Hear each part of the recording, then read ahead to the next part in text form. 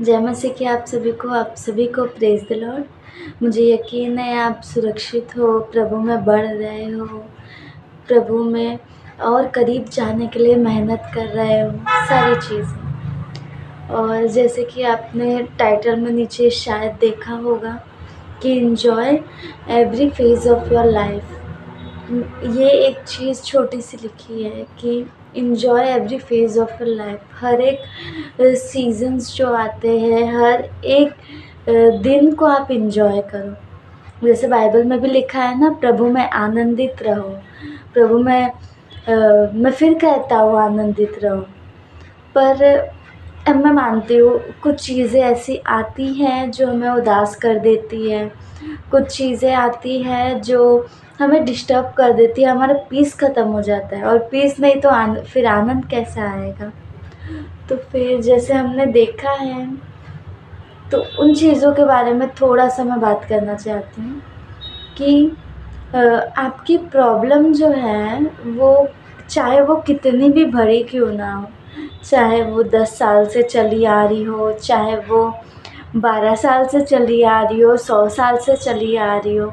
अगर हम एग्ज़ाम्पल देखें तो सबसे बेस्ट एग्ज़ाम्पल कि अब्राहम को 100 साल में बच्चा हुआ। वो कितने समय से, जब से शादी हुई होगी तब से उसकी इच्छा होगी कि उसको एक बच्चा हो, पर 100 साल में खुदा ने बच्चा दिया उसको। मतलब कितना भी बड़ा आपका समय हो, वेटिंग पीरियड का बोल सकते हैं, या ऐसा हो सकता है कि आप उस समय डिस्टर्ब होते हो जब आप देखते हो कि मैंने ये पाप किया या मैंने बहुत बुरा काम किया है। ये चीज़ें भी डिस्टर्ब करती है। और अच्छा है कि हमें प्रभु के आत्मा के द्वारा पता चलता है कि हमें कौन सी चीज़ें करनी है, कौन सी चीज़ें नहीं करनी है। प्रभु जब हम गलत करें तो पवित्र आत्मा हमें अंदर से डांटे, अंदर से समझाए। एक लेवल होता है जहाँ पे एक टाइम पास भी एक पाप के जैसा लगता है कि ये टाइम पास किया, मैंने बहुत गलत किया है ये। तो आपका पाप भले ही क्यों ना बड़ा हो, चाहे आपने बहुत बड़े गुनाह किए हों, पर फिर भी हमें खुदा नहीं छोड़ता है। आपको पता है ये जो टाइम जो पीरियड है, कितने कब मेरी प्रॉब्लम सॉल्व होगी, या मैंने बहुत बड़ा गुनाह किया है, बहुत बड़ा पाप किया है। पर ये जो चीज़ है, ये चीज़ें आती हैं, पर ये चीज़ें आपको वहाँ पे रोकनी नहीं चाहिए, आपके वो ग्रोथ के बीच में। जैसे कि आप भाग रहे थे, ये चीज़ आई, आप रुक गए, आपकी स्पीड धीरे हो गई। उसमें ये गलत होता है कि आपकी स्पीड धीरे हो रही है, आप वहाँ पे रुक जा रहे हो, आप वहाँ पे प्रभु में बढ़ नहीं पा रहे हो। अगर सबसे बड़ा पाप की बात करें तो सैमसम को जानते हैं कि उसने कितने गुनाह किए थे। उसको बचपन से पता था कि उसको किस कार्य के लिए चुना गया है, उसको क्या करना चाहिए, क्या नहीं करना चाहिए। सैमसन ने फिर भी अपनी सारी चीज़ों को नज़रअंदाज करने के बाद उसने गुनाह किया, और फिर उसके द्वारा उसकी जो आशीष थी, उसके जो बाल थे वो कट गए, उसके ऊपर जो अभिषेक था वो चला गया। पर उसमें हम देखते हैं कि एक समय आया जब उसने माफ़ी मांगी, रिपेंट किया, और उसको प्रभु ने उसका जो खोया हुआ अभिषेक था उसको वापस दिया। वैसे ही हम चाहे कितने भी बुरे गुनाहों में गिर जाए, चाहे हम कितना भी, वो प्रॉब्लम जो है वो समय ले सही करने में, पर वो चीज़ें सही होगी। वो चीज़ों में परमेश्वर हमें, जैसे अब्राहम को, जैसे सैमसन को प्रभु ने फिर से खड़ा किया, उनकी प्रॉब्लमों को सॉल्व किया, वैसे ही प्रभु भी हमें कभी नहीं त्यागेंगे, कभी वो हालातों में नहीं छोड़ेंगे। और जैसे कि हम देखें तो अभी वो हालात जो है वो टाइम पीरियड है, चाहे वो लंबा हो चाहे वो छोटा हो। हमें क्या करना है, हमें खुदा से प्रार्थना करनी है कि प्रभु ये हालात को मैं कैसे देखूं। प्रभु महान परमेश्वर है, प्रभु अपने आप को उसके करीब लेके चले जाएंगे। हर एक चीज़ को ना, अगर दुख हो रहा है, दर्द हो रहा है, हर्टिंग्स मिली है, जो भी मिला है, उसको खुदा के पास जाके रो के बता दो। ख़त्म करो वो सारी चीज़ों को। अगर आप बता दोगे, आप प्रभु के करीब भी चले जाओगे, और ये आपके लिए अच्छा है कि ये ऐसा समय आया जिसके द्वारा आप खुदा के करीब जा पा रहे हो। बाइबल से बात करूँ, इसका उदाहरण दूँ तो जो दाऊद था, जब शाऊल मारने पे निकला था दाऊद भागता था, इधर छुपता था, उधर छुपता था। एक दिन ऐसा आया कि इन लोग गुफा में छुपे थे, और जो शाऊल राजा है वो भी गुफा में आया। बाकी लोग, सारे लोग सोच रहे थे कि अभी ये बड़ा अच्छा मौका है कि दाऊद अपना बदला ले, उसको मार दे वो राजा को, क्योंकि वो दाऊद के जो राजा था वो दाऊद के जान के पीछे पड़ा था। तो फिर बाकी सब लोग सोचते होंगे कि ये बड़ा अच्छा मौका है कि दाऊद उसको मार दे, खेल ख़त्म करे, फिर अपने एक दुश्मन को ख़त्म कर दे। पर ये लोगों का नज़रिया था।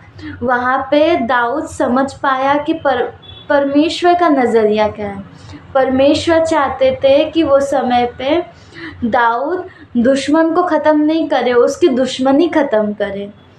उसने राजा को नहीं मारा, एक सबूत कपड़े का उसने कपड़ा का थोड़ा सा अंश फाड़ लिया, और राजा को बोला कि राजा, मेरे पास मौका था आपको मारने का, पर मैंने आपको मारा नहीं, क्योंकि मैं आपसे आपका दुश्मन नहीं हूँ, मैं आपका दोस्त हूँ।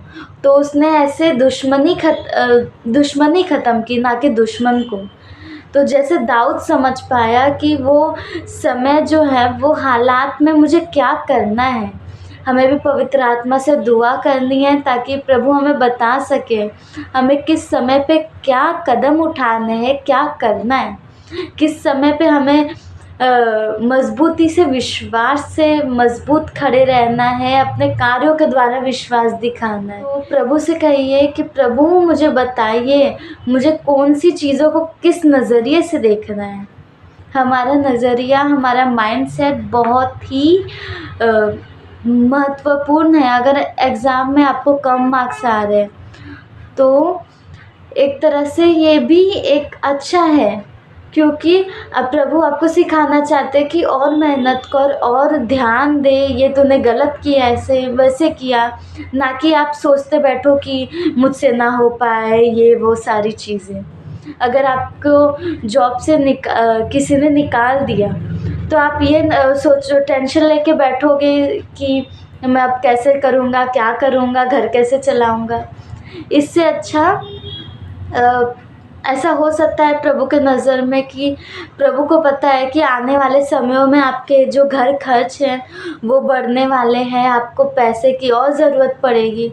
इसलिए प्रभु ने पहले ही आपको नौकरी से निकाल दिया ताकि जो आगे नौकरी मिले वो ज़्यादा पगार की मिले, ताकि आपकी सारी ज़रूरतें पूरी हो पाए। ऐसा भी हो सकता है कि हम एक वचन पढ़ते हैं, दूसरा थिस्सलुनीकियों